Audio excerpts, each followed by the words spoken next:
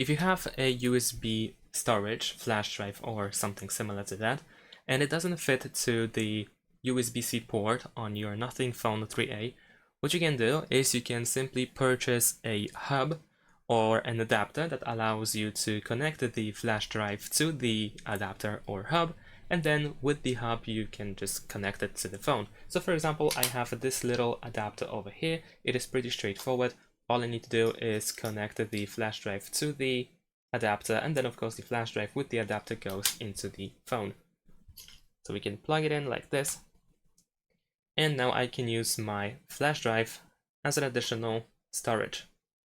There we go. I can open it with Files app, and I have access to pretty much every file that I have on my USB storage. We can use the Files app by Google. There we go. Over here in all storage, we can find our flash drive. And that is all. Thanks for watching. Leave a like and subscribe to my channel, and see you in my next videos. Bye.